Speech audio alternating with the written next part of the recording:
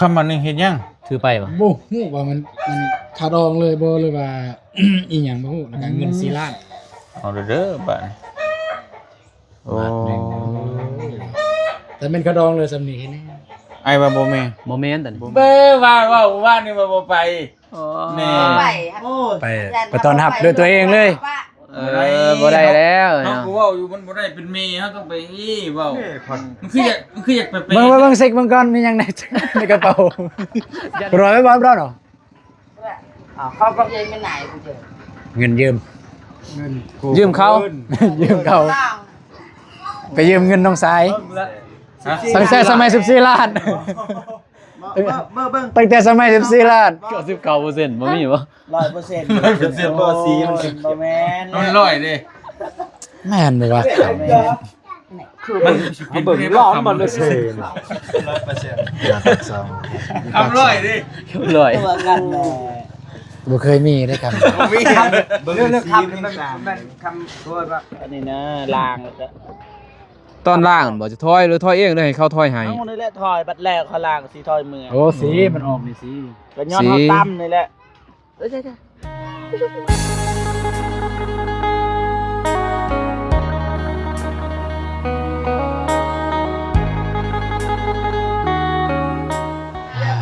โตนะสบายดีเด้ออ่ะสบายดีพ่อแม่พี่น้องเมื่อสุขสุขคนเด้อพี่น้องเด้อเข้าสู่ซองเบานุ่งพี่น้องเอ้ยไก่เบิ่งหลังใช่บ่ได้เบิ่งหลังก็เคยมาอยู่แล้วมันโอ้เราก็เอาปรับกล้องไปได้หั่นปรับกล้องไปได้เด้ปรับกล้องปรับก่อนนะปรับไปข้างหน้าไปทางหน้ามันใกล้ๆตัวเด้อบ่เด้อก่อนบ่รู้จักนะบ่เคยจับอะไรพี่น้องเอ้ยเนาะปาดเด็กกล่องบ่ได้เป๊ะโดดกาเกียมเพิ่นเนาะต่อจากคลิปเบาเตียงเพิ่นมื้อนึงเพิ่นเนาะสิกาเกียมไปแล้วบัดนี้เตรียมยังแน่ถามเจ้าภาพเพิ่นบ่ล่ะไหนเตรียมยังแน่ก็เกียมมาที่น้องฮู้นี่มันก็คือตอนเมื่อวานนี้มันมีหมูมีแบะเนาะเมื่อวานนี้เบ็ดออกมาแล้วแบะมันเป็นขังไว้แล้วอยู่เบาวงโอ้ต้องไปแบะเพิ่นบ่แบะเบาวงเอาแบะเบาวงแต่ว่าเบาวงเจดีให้ซอยตัวนึงโอ้ซอย2ล้านพุ่นเด้ขอบใจล้านป้ายเพิ่นเปิดซอยตัวนึงแล้วเพิ่นขายตัวนึงก็ตัวขายก็บ่แม่นว่าขายเพิ่นว่าแล้วแต่น้องสิให้เท่าใดก็ได้โอ้ก็ซอยหมดเนาะยากเด้บอกง่ายแต่ยากได้สิให้น้อยก็เพิ่นก็เบาเนาะสิให้หลายก็เพิ่นก็เบาอีกบัดแต่ว่าดีเมียเพิ่นว่าเอานำล้านนึงดีแต่ว่าเมียเพิ่นว่าเพิ่นบอกแล้วเนาะง่ายแต่เพิ่นว่าแล้วแต่สิให้โอ้ยากเลยเด้อเนี่ยบอกง่ายแต่พังเนี้ยตัวน้อยเพราะว่าเฮาก็สิให้น้อยก็น้อยโพดก็ดีแล้วเราบอกฉันนั่นโอเคแล้วเฉพาะมื้อนี้เนี่ยจะมีคำบาทนึงคำมันนึงเฮ็ดยังถือไปบ่บ่ฮู้ว่ามันขาดองเลยบ่หรือว่า อีหยังบ่ฮู้แล้วก็เงิน4ล้านเอาเด้อบัดโอ้แต่เป็นขาดองเลยสำนี้แน่ไอ้ว่าบ่แม่นตอนนี้บ่แม่น 100% มันจะบ่แม่นบ่แม่นคันน้ำนมนี่สิว่าสิเอาเงินขาดองเป็นคำมันเป็นไปบ่ได้ใช่สุดอ้ายขาดอง4ล้านก็สิเป็นไปบ่ได้เป็นไปบ่ได้อีกถ้า40นี่สิพอฟังได้แต่4ล้านนี่บ่แม่นละมันบ่แม่นแล้วบ่ฮู้คือกันอายันตั้งหากตัวนี้เดี๋ยวสิทำเอาเพิ่นน่าจะฮู้แน่เอากลับกล้องไปซั่นเรื่องเงิน4ล้านว่าคำบัตรยับมาพี่พี่ดอกเอ้ย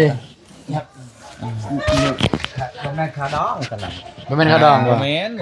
ค่าน้ำนมค่าเพลงเด้อตัวบ่ได้แพงครับเขาก็เอาค่าดองคือกันครับเรื่องนั่นแหละมันน้ำนมบาทนึงมัน50กว่าล้านได้พอนั่นแหละ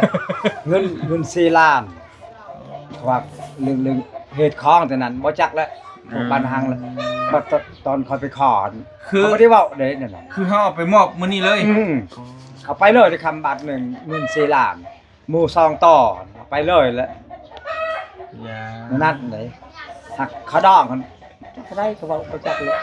สำหรับ อันนี้เฮาก็บ่ฮู้เนาะฮีดของทางนี้แต่ว่า แม่นและเนี่ยบุก แต่ว่าถ้าสิว่าเป็นขนมมันเป็นไปบ่ได้แล้วแบบนี้ ขันเนาะเพราะว่าคันว่าค่าดองนี่เขาสิบ่เว้าก่อน เพราะเพิ่นต้องว่าเป็นเงินโลด เลย น่าจะแม่นน้องเข้าใจน่าจะแม่นว่าเป็นคาดองแล้ว แต่ว่าเพิ่นให้เฮาให้เท่านี้ไปก่อน อืม ให้เท่านี้ไปก่อนแต่ว่าเพิ่นจะไล่รวมอยู่ในคาดองเลย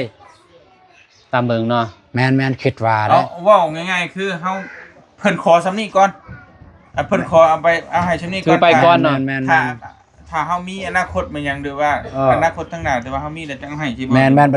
เมื่อแต่งก็จึงเอาให้อีกตัวอย่างว่าคาดองเนาะตัวอย่างว่าเงิน20ล้านตัวอย่างเนาะเงิน20ล้านให้แล้วมื้อนี้4ก็ยัง16ตัวอย่างอะนะคิดว่า ทำมันแล้วเลยครับ ค้ำมันแล้วเลยบาทหนึงเลย เว้าง่ายคืออันบ่เจ็บไปดาวน์รถไปวางก่อนซำนี้ เลย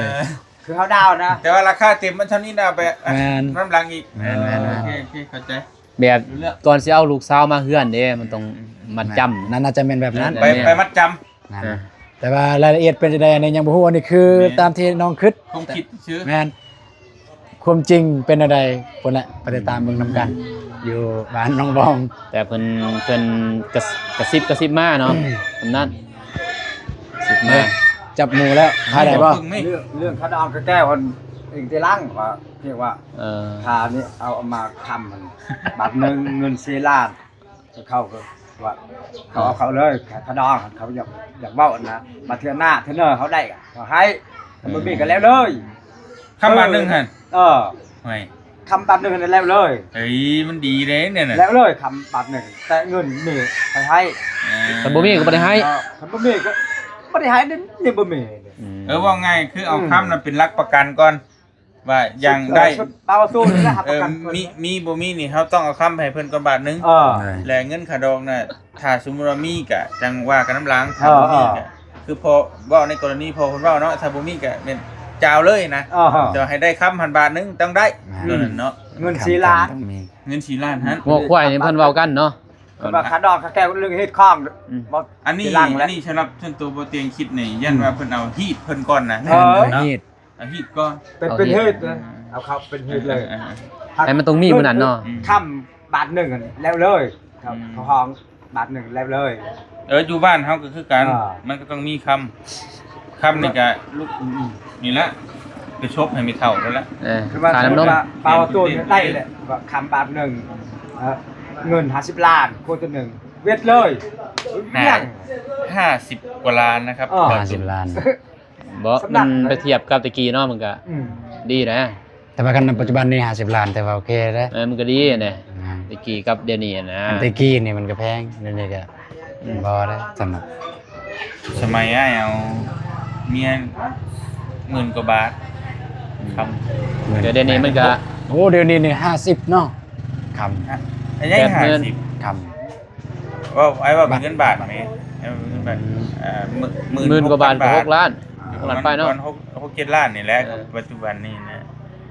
ก็คือตะกี้ตีเป็นเงินกีบกับมัน10,000มันแต่2ล้าน 2ล้าน 5 5นี่แต่4ล้านปลายนะ อันเดี๋ยวนี้ก็มันถึกอยู่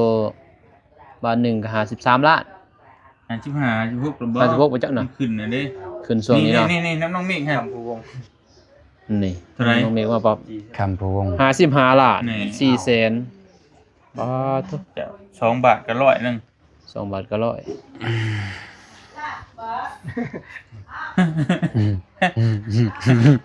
หนักเนี่ยดาวตัวหนักก็อดเอาเลย เนี่ยเขาอยากได้ เนาะ ผัวอดเอาเลย นี่ได้เมียเนาะ อยากได้รถเนาะ ตอนใดก็ให้บะหมี่ก็แล้วเลยซื้อรถก็แล้วเลย บ่นี่คือกันกับบ่เจ็บเอารถนะจะได้รถนี่เป็น100ล้านกันผ่อนเอาทนเอานี่ อันนี้ก็จะได้รถคือกันรถเต่า เอาดิเขาบอกว่ารถเต่าแล้วเนี่ย สิไปแล้วบ่เนี่ยสิไปแล้วบ่ เขาบอกรถทันซีเค้ก บ่อินไว้ยัง รถสี คนเท่าเนี่ยซองเค้ก ไปแล้วแม่โอ้ เบ้อว่านี่ว่าบ่ไป แม่ ไป ไปต้อนรับด้วยตัวเองเลย บ่ได้แล้ว เนาะ เนาะ กูเว้าอยู่มันบ่ได้เป็นเมย์เฮาต้องไปเว้าผมบอกเราถือกระเตะจุชิปแล้วไป เสกเบิ่งก่อนกระเป๋ามีหยังแน่ เบิ่งมองก็แม่เพิ่น มันคืออยากไปเป็น เบิ่งเสกเบิ่งก่อนมีหยังแน่ ในกระเป๋า ยันบ่พ่อวะ มา ยันบ่พ่อ แม่แบบต่างเลย เสียบุกรยันบ่พ่อ แพงแน่เสร็จแม่ ลูกวะ มันคือมีกระเตะหลายอันโป้พูด500กีบบุโซทั้งหน้าคิดไปครับทุกคนบ่ได้หัว ให้ลูกเสกอีกโอ้ เสกเบิ่งก่อนว่ามีหยังแน่อยู่เนี่ย โอ้เป็น เอาเงินมาเท่าไหร่เบิ่ง 4 ล้านเห็น4 ล้าน สิล้าน ใส่สิล่ะ จุกเลย จุกเลยเหรอ 4 ล้านใบสาว 2 ล้าน อันนี้2 ล้านนี่2 ล้าน 2ล้านใบสาว บ่มีเผื่อเลยเนี่ยบ่มีเผื่อเลย มุ้ยเพื่ออีก บ่ราคาเต็มเลยนะ บัดหน้านั้น สิล่ะ ดอกแก้วก็ตัวนี้ ร้อยไว้บ่บ่เนาะ เขาก็ เย็นไม่ไหนกูเจอ เงินยืม เงิน ยืมเขา ยืมเขา ต้อง ไปยืมเงินน้องสาย ใช่เมื่อวาน นี่ แล้วละตัวไฮไลท์อยู่นี่ตัวไฮไลท์ โอ้ ได้อยู่ว่าบาทหนึ่ง ทำกับมือน่ะ นี่แหละ เปิดบังเนตี มีแต่กลับบ่จักอันมีแต่กลับ เอาก่อนก่อน ตอนอยากใส่เนี่ยบ่ให้ใส่เนาะบัตรมาสิใส่แต่ใส่บาทเดียวเลย จะแกะนะ จะเป็นบุญนะ จะกระลำเอาแกะบ่ คลัมบ่ กระลำได้บ่ โอ้กระลำยัง จะ อีก ไป500ไอ้น้อง ฮะ อีหยังก็ไป500ก็ลายก็ดอกก็เด้ เออ อ้าวต้นนี้ นี่แหละขับ แม่นบ่แบบนี้ขำโอ้ ไม่ใช่ตลาดก็แม่นเนาะ ขำมาขำก็ขาด มาจาก ดำเลย มาจากทำมาจากอย่าง นี่ก็โอ มัน เค มัน อยู่ คือ เลย สีนี่นั่นเนาะ แต่ว่าแม่เพิ่นตอนนั้นมันแข็งแต่ โอ้นี่คำแท้นี่ แม่คำแท้คำช็อตจะให้ ทำซอส นี่คำสด แม่นบ่ว่าคำนี้ คือเรื่องเนาะอีกออกสีส้มๆเนาะ ออกสีส้ม โอ้เนี่ย ๆแล้วก็เบาอี นี่ ก แหละขนองน้องบอกกันนี่แหละสำเนียงคือเป็นแมนนักขับ แต่ว่ามีเจียตามเจียนี่แหละตามบิน แม่นบ่แม่นมีบินนี่แหละยังยืนอยู่นี่แหละยังยืน โอ้ยันละ ซื้อตั้งแต่นั้นมา 14ล้าน เฮิ่งแล้ว ตั้งแต่สมัย14ล้าน เบิ่ง ตั้งแต่สมัย14ล้าน บ่ปี2023ตัวนี้ 23เนาะ 23ส่งกับราคาละ14ล้าน 2013 เพราะมันบ่เกี่ยวได้ตะกี้คำเก่าจุดเก่ามันก็แล้วแต่มันเพราะว่าช่วงนั้นมันก็ราคามันสำนั่นเด้ เงินกับยาราคา ใส่ซอยโซ่บ่มีแม่ นี่ราคา ฮะ เอา เอาลงหน่อยบ่ เอา บ่เปรี้ยวหน่อย โซ่นี่แหละบาท หน่อยละเสีย คุณภาพ 100% สุดดีแล้ว จักเปอร์ เจ๊ เซ็นต์ กะ เอ้ย 100%บ่ อัน แม่ นี้ น เด็กเยอะจัด นี่ตัวนี้บ่ให้ทิ่มเด้อบินเด้อ บ่แม่นเลย ใส่หันได้ใส่ห้องฮะ เอาก่อน นั่นได้หลักฐานอ้างอิงได้ เต้ยค่ะ 99%บ่มีบ่ 100%บ่สีมันบ่แม่น มันร้อยเด้ แม่นบ่วะ มัน เบิ่งร้อนมันเลยเซ่ ขนาดคำพูวงเพลง98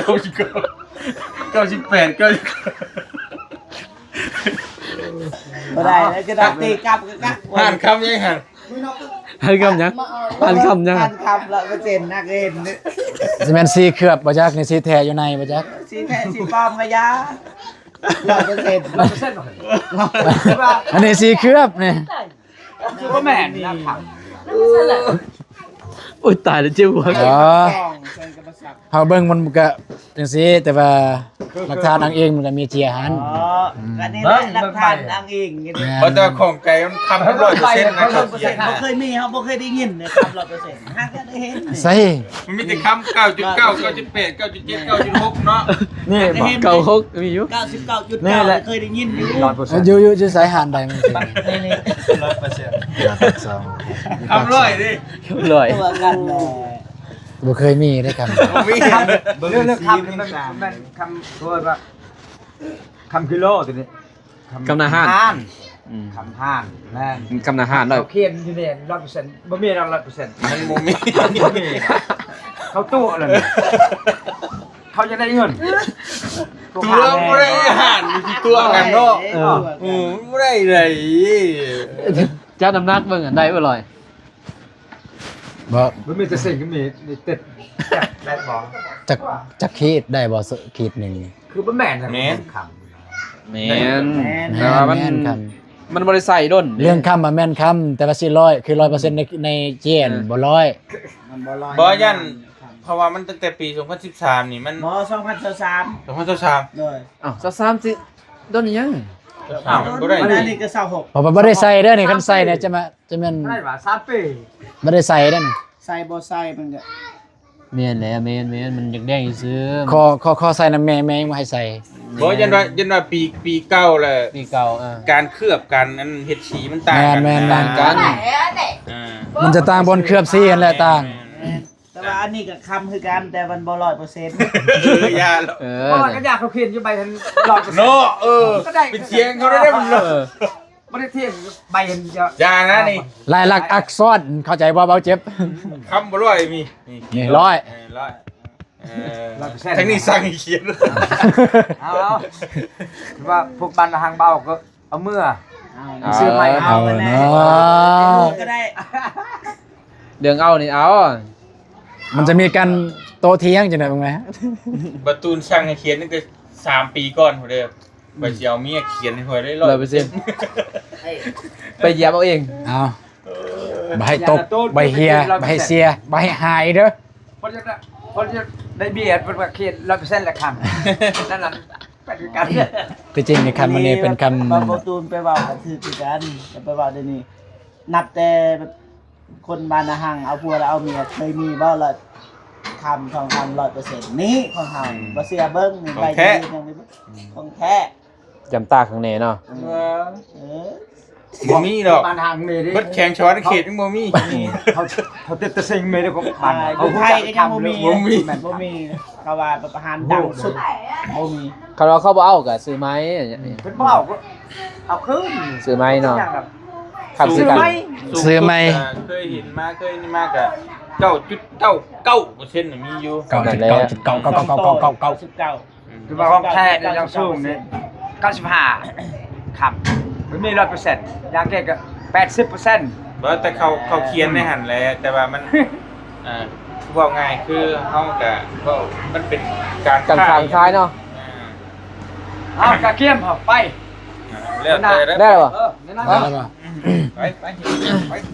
พูดเรียบร้อยเลยพี่น้องเอ้ย เด้อ อ๋อทุก เรียบร้อยแล้ว เรียบร้อยได้อ ทำกันนี่แหละเงินกันนี่โบสองต่อ คำละคำร้อยแล้วเด้อค 100%เลยโอเค เฮ้ย ำคำร้อยคนร้อยไป ได้บ่ร้อยกลับ ต่อบ่ได้บ่ เขาก็ต้องอยู่ไปกันแหละ ไปหาหยุดก่อนนุ่มเสียกัน ก็เกี่ยมแล้วจ้ะพูด คนละอย่างอ่ะเด็ก ใส่สุดเต็มสุด บ่ได้เต็มได้อนี่ อ๋อโตพูดคนนี้กระจกคนนี้กระจกเด้พี่น้องเอ้ยกาเกี่ยมลุยอ๋อโต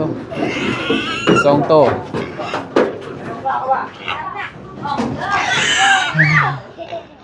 ไปโอ้สูงอ่ะหมูสองแล้ว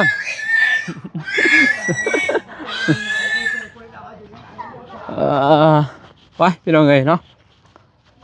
นี่รถเบาเจ็บ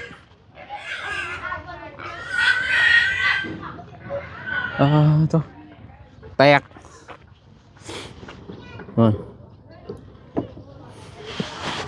ถึกส้นยังไงเนาะรถเก๋งคักอยู่วันนุ่งขี่แล้วรอกับเบาเตี้ยเพิ่นโอเคพี่น้องเนาะรอท่าทางญาติพี่น้องเพิ่นเห็นเนาะเดินทางไปเพราะว่าทางบ้านน้องบองกับกาเกียมแล้วพี่เนาะเพราะว่านัดกันน้องกับบ่เตียงออกมาแต่บ้านพี่เนาะแต่8 โมงแต่8 โมงเช้าฮอดนี่พอดี9 โมงเนาะตอนนี้ก็สีเที่ยงพี่น้องเนาะแต่ยังบ่ทันออกไปมันเดี๋ยวเลยกะเกียมกำลังสิออกไปเลยเพราะว่ามันสิเป็นไปจังได๋พี่เนาะว่านุ่งก็บ่เคย เห็นเขาคอกันดอกโดย ผู้ย่านอยู่ย่านปลดทรงมาอยู่พุ่น จืดหลอด เป็นเป็นตาเนาะ เอาบอกกันเด้ แว่นตาบอกโกบ่ได้บอกบ่ต้นบอกโกบ่ได้บอกบ่บอกอยู่บ่ บอกจะเห็นมาไฟเลยลบคลิป ใส่นั่นได้อยู่พี่น้องเอ้ยเนาะโดยสบายดีบ่เจ็บโอ้ยพี่น้องเอ้ยเนาะไปได้แตก ตอนทอยบ่เซียนปันใดนะ บ่ตีดอกบ่มีไผเสียนเว้ยบ่าวน้องยังบ่เป็นครับซ้ำเลยนี่ยอมบ่ว่าบ่กล้าแล้วบ่กล้า ตอนเขาเจ้าอันนี้นะลางแล้วก็ ตอนล่างบ่จะถอยหรือถอยเองเลยให้เขาถอยให้ เอานี่แหละทอยบัดแรกเขาลางสีทอยมือ โอ้สีมันออกนี่สี ก็ย้อนเขาตั้มนี่แหละเอ้ยใช่ สินะแกะออกมันจะได้เข้าคัดมันสิลามไปเลย มันก็เฮ็ดสีใหม่ก็คัดออกกันนั่น เขาเฮ็ดซ้ำนี่นะมันนี่เตรียมเอาหอนี่ โอ้เห็นแล้วพุ่นเบิ่งกันพี่น้องเอ้ยเห็น หลีกอยู่แต่ว่า มันกองมุม360องศาเด้ เจ้าบ่าวขี่รถนี้เนาะ ได้ก็ได้นะ เป็นหยังได้ก็ได้ คือที่สุดนี่สิเคติ๊กต็อกเพราะว่าเขาต้องไปตามความเป็นจริง บ่ เอาบ่มีเด้ บ่ว่าจังซั่นเพราะว่าทีมงานมีเด้ โอเค ตัวอย่างว่าเจ้ามีเลยค่อยขี่รถที่ห่างอยู่เจ้าก็ต้อง โทษเด้ เฮาซอยๆกันแบบนั้นแม่นบ่อ้าย อะไร เชียงกันสิขึ้นรถ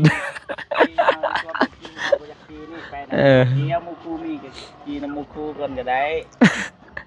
กินไม่เตี้ยงก็ได้อะนะเพราะมันเฮามีห้างต้องขี่ห้างอย่างเดียว เอาใจตอนนี้น้องเพิ่นว่าสิเอาใจแม่เฒ่าพ่อเฒ่าจ้ะบ่อย่าขี่รถตอกเพิ่นว่า แต่จริงๆเขาคือซื้อ แต่ในใจก็ขี่คือเก่า ที่ตะคอกไปบ่ เออเอ้าไปโอเคพี่น้องเอ้ยเนาะมาน้องก็สิจบคลิปเพียงเท่านี้พี่น้องเนาะมีแต่ว่าเป็นจังได๋ก็ไปรอเบิ่งรอส้มเพิ่นเนาะบ่าวนุ่งก็บ่เคยนั่นแหละก็บ่เคยเห็นดอกเนาะในการขอทางชนเผ่ากระตู้เห็นเนาะก็เป็นครั้งแรกของบ่าวนุ่งเห็นเนาะสิได้เห็นนั่นแหละก็ FC ก็น่าจะได้เห็นเพิ่นว่าทางชนเผ่ากระตู้เพิ่นเห็นเนาะทางลาวใต้ขอกันแบบใดก็น่าจะเห็นมื้อนี้เห็นเนาะในทางเบาเตียงทองเพิ่นเห็นเนาะทางบ่าวนุ่งก็บางทีสิอัปเดตเล็กๆน้อยๆเห็นเนาะเพราะบ่าวนุ่งก็สิให้ทางเบาเตียงเพิ่นถ่ายให้พ่อแม่พี่น้องเบิ่งเพิ่นว่าเต็มระบบอยู่เนาะในการขอสาวอยู่เนาะการเอาคู่ครองทางลาวใต้ของชนเผ่ากระตู้ไปเนาะว่าสิเป็นแนวใดไปเนาะขอดองแนวใดมันสิขายกันบ่ทางพี่น้องพังไทยทางพังลาวกับทางภาคเหนือภาคกลางเนาะมันสิขายคือลาวใต้บ่มันที่สำคัญคือว่าค่าดองนี่มันสิขายกันแต่ว่าความแพงความหยังหรือว่าการนับถือหีดข้องเนี่ยมันสิแตกต่างกันเล็กน้อยเนาะแต่ก็รอเบิ่งรอส้มเนาะบ่าวนุ่งก็เว้าติดๆขัดๆ ตื่นเต้นเนาะบ่าวนุ่งก็เป็นครั้งแรกนั่นแหละแต่ว่าคือเฮานี่มันถืออยู่กับบ่าวนุ่งเนาะแต่ว่าเป็นครั้งแรกที่บ่าวนุ่งไปประเสริญหน้ากับเกินว่ากันคอสาวทางชนเผ่ากระตู้เพิ่นเนาะว่าเป็นแบบใดทางน้องเพิ่นก็กาเกียมเป็นคือบ่ตุลาแหละเงิน4ล้านเนาะแล้วก็คำบาทนึงว่ามันสิแม่นค่าดองหรือว่าอันใดก็เราเบิ่งเราส้มเนาะคือถือว่าเขาดีแน่นะทางน้องทางพายยิ่งเพิ่นได้แจ้งมาให้แบบนั้นเนาะแจ้งมาว่าให้กาเกียมก็ตัวมือเพิ่นไปสอบถามเนี่ยที่บ่าวนุ่งไปเมื่อวานมื้อซื่นนี่พี่น้อยเนาะกับบ่าวเตียงแหละไปทางอ้ายทางบ่าวตูนเพิ่นเนาะไปสอบถามมาแล้วหีดของอีหยังนะเพิ่นก็บอกกระซิบมาแบบนั้นไปเนาะก็เลยทางเมบ่าวตูนแล้วก็ทางบ่าวตูนกาเกียมพี่น้องญาติพี่น้องกาเกียมเงินแล้วก็แต่ว่าทางนี้บ่าวนุ่งตามที่บ่าวตูนว่าแหละถ้าผู้ใดเอาเมียทางญาติพี่น้องเพิ่นก็สิซอยได้พี่น้อยเนาะซอยคนเล็กน้อยนะ จนว่าได้นะบ่มีดอกว่าสิบ่ได้เนาะตามที่เบานุ่งเห็นบ่มีดอกว่าคอแล้วเมื่อเลยนะบ่เอามันต้องได้นะพี่น้อยเนาะได้ไปคอแหละเพราะทางชนเผ่าเพิ่นแบบนั้นคอบ่ได้บ่มีพี่เนาะก็คือทางนั้นลาวลุมนี่พี่เนาะถ้าเขาดองเขาบ่ไว้เขาก็เมื่อนะเมื่อถ้ามักฮักกันเขาก็ไปหาเงินนำกันนั่นแหละพี่น้อยเนาะแน่นอนแล้วจะมาแต่งใหม่นะแล้วบางทีผัวเฒ่าแม่เฒ่าเพิ่นอยู่ดนเพิ่นก็ใจอ่อนนะก็แล้วไปนะพี่น้อยเนาะทางลาวทางบ่าวนงนั่นน่ะแต่ทางน้องเพิ่นจักสิอะไรก็เราเบิ่งเราส้มเป็นเนาะไปนำกันแต่เราเบิ่งเราส้มติดตามเบิ่งติดตามส้มเห็นเนาะ FC ก็รุ่นกันใจสิขาดแล้วเห็นเนาะเรื่องราวความฮักกันมามวนฮักซนกาแฟเป็นไงเนาะการเราเบิ่งเราส้มเบิ่งเป็นไงเนาะว่าสิเป็นจังใด มาลงก็กำลังเป็นเนาะตื่นเต้นนั่นแหละเป็นจังไงเนาะไปบ่ได้ห่างเป็นไงเนาะเอาก่อนมืดก็กลับทักทายสบายดีเกินว่าผมขอบใจเนาะทางผู้ใหญ่ใจบุญทุกท่านเนาะที่เข้ามาเบิ่งมาส้มไปเนาะแล้วก็ให้กำลังใจบ่าวนุ่งตลอดมาคลิปนี้บ่าวนุ่งก็สิอวยพรให้ทาง FC ผู้ใหญ่ใจบุญทุกท่านเนาะอยู่ดีมีแฮงหมดสุขสุขคนเด้อพี่น้องเด้อเนาะคลิปนี้ก็จบเพียงนี้ก่อนพอเพลเลยเนาะพอกันในคลิปหน้าพี่น้องเอ้ยรอลุ้นรอส้มว่าจะเป็นจังใดติดตามเบิ่งติดตามส้มเด้อพี่น้องเด้อไปบ๊ายบายพี่น้องเอ้ย